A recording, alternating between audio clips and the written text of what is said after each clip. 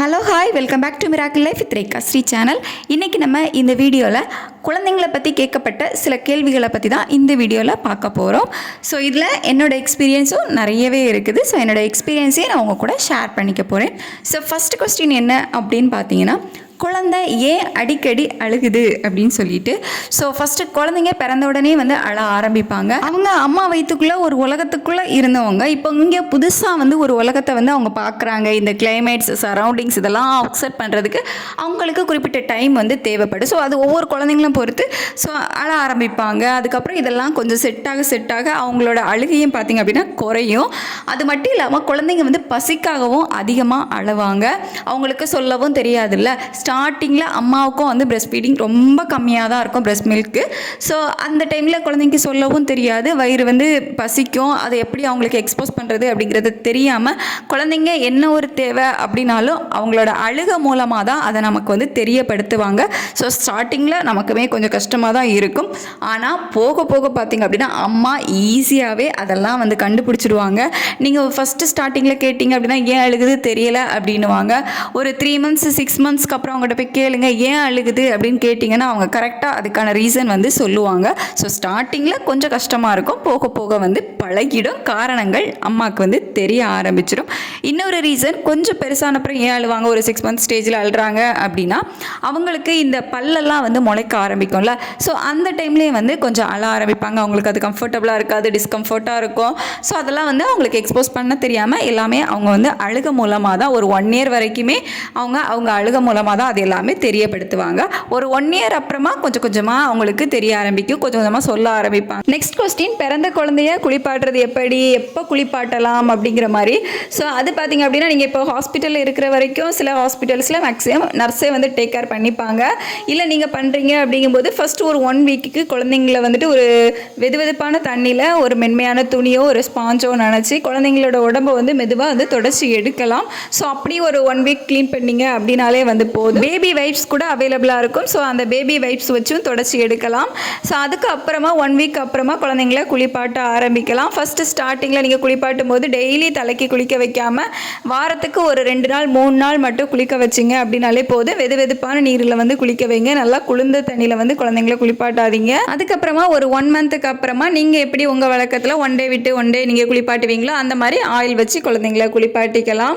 So first ஸ்டார்டிங்கில் வெதுவெதுப்பான தண்ணியில் தொடச்சி மட்டும் எடுங்க. அதுக்கப்புறமா வீக்லி ஒரு 2 days 3 days குழந்தைங்களை குளிக்க வைங்க. அதுக்கப்புறம் 1 day விட்டு 1 day குளிக்க வச்சுக்கலாம். நெக்ஸ்ட் கொஸ்டின் குழந்தைங்க தூங்கும் போது அதிகமாக அசைஞ்சிட்டே இருக்காங்க அப்படிங்கிற மாதிரி. ஸோ அதுக்காக அப்படின்னு பார்த்தீங்கன்னா அம்மா இருக்காங்களா, அம்மாவோட அரவணைப்பில் இருக்கிறதுக்காக தான் குழந்தைங்க அசைஞ்சு அம்மா எந்த பக்கம் இருக்காங்களோ அந்த பக்கம் நோக்கி வருவாங்க. இது இப்போ வரைக்குமே நான் அனுபவிச்சுட்டு இருக்கேன். ஏன்னா என் குழந்தை நைட்டு நான் அவனை எங்கே படுக்க வச்சாலும் திருப்பி பார்த்தீங்கன்னா நான் முழிக்கும் போது என் பக்கத்தில் தான் படுத்திருப்பான். அவன் பக்கத்தில் இருந்து நான் எந்திரிச்சு தள்ளி போய் படுத்தேன் அப்படின்னா எப்படி தான் வருவான்னு தெரியாது. அந்த இருட்டுக்குள்ளேயே உருண்டு எங்கள் பக்கத்தில் தான் படுத்திருப்பான். ஸோ அந்த மாதிரி அவனுக்கு குழந்தைக்கு நம்மளோட ஸ்மெல் தெரியும். ஸோ நம்ம எங்கே இருக்கோம் அப்படிங்கிறத அவங்க உருண்டு நம்மக்கிட்ட வந்துடுவாங்க. இது அவங்க ஸ்டார்டிங்கில் இருந்தே பண்ணுறாங்க. ஸோ பிறந்து கொஞ்ச நாள்லேயே நம்மளோட ஸ்மெல் எல்லாமே அவங்க பார்த்து வச்சுருப்பாங்க. அவங்களுக்கு நல்லா தெரியும். ஸோ அம்மா எங்கே இருக்காங்க அப்படிங்கிறத கண்டுபிடிக்கிறதுக்காக தான் குழந்தை தூங்கும்போது அதிகமாக அசைகிறது. நெக்ஸ்ட் கொஸ்டின் குழந்தைக்கு அடிக்கடி விக்கல் வருது அப்படின்னு சொல்லிட்டு இது ரொம்ப நார்மலான விஷயம் தான். அதுவும் பிறந்த குழந்தைங்களுக்கு பார்த்தீங்க அப்படின்னா அடிக்கடி விக்கல் வந்துக்கிட்டே இருக்கும். ஸோ இது ரொம்ப ரொம்ப ஒரு நார்மலான விஷயம் தான். இதில் நம்ம பயப்பட வேண்டியது எதுவுமே கிடையாது. குழந்தைங்களுக்கு விக்கல் வர்றது ரொம்ப ஒரு நார்மல்.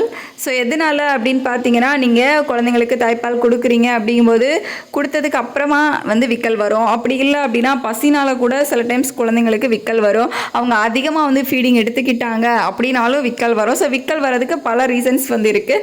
குழந்தைங்களோட வயிற்றுக்குள்ளே காற்று இருக்கும். ஸோ அதனால விக்கல் வரும். ஸோ இந்த மாதிரி நிறைய காரணங்கள் இருக்குது. ஏன்னா குழந்தைங்க சாப்பிடும்போது பால் குடிக்கும்போது பார்த்திங்க அப்படின்னா காற்றையும் முழுங்கிடுவாங்க. ஸோ அந்த மாதிரி குழந்தையோட வயிற்றுக்குள்ளே காற்று இருக்குது, அதாவது கேஸ் இருக்குது, வாயு இருக்குது அப்படிங்கும்போது அது விக்கலாக தான் வெளிப்படும். ஸோ பல காரணங்களால் குழந்தைங்களுக்கு விக்கல் வரும். ஸோ குழந்தைங்களுக்கு விக்கல் வர்றது ரொம்ப நார்மலான விஷயம், பயப்பட வேண்டிய அவசியம் இல்லை.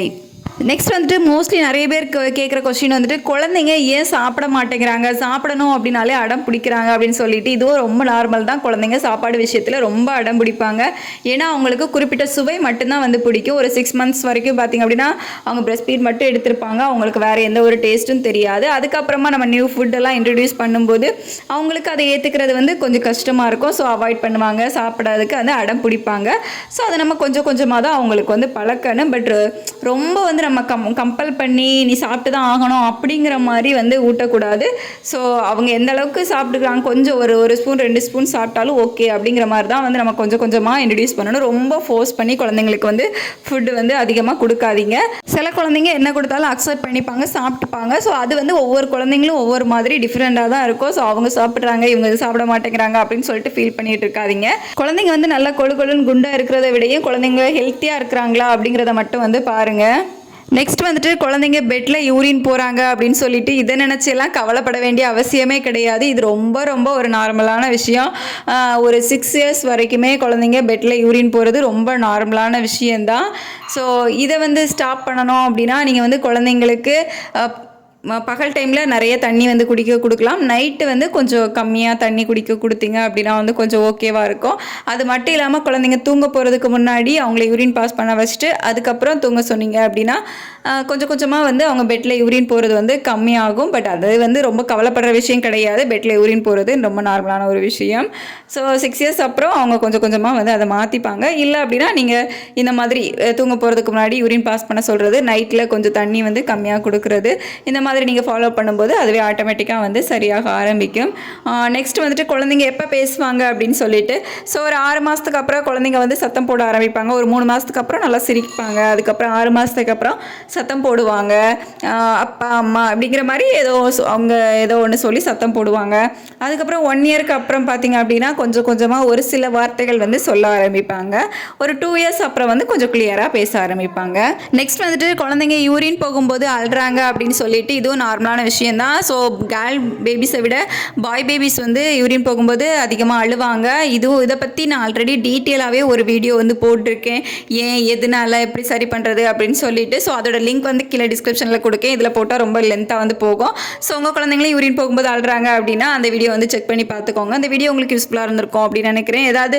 வேறு ஏதாவது உங்களுக்கு கொஸ்டின்ஸ் இருந்து அப்படின்னாலும் கமெண்ட்டில் கேளுங்க. இல்லை ஏதாவது ஷேர் பண்ணணும் அப்படின்னாலும் தாராளமாக ஷேர் பண்ணிக்கோங்க. மற்றவங்களுக்கும் யூஸ்ஃபுல்லாக இருக்கும். இந்த வீடியோவில் நேரம் பொறுமையாக பார்த்ததுக்கு தேங்க்யூ ஸோ மச்.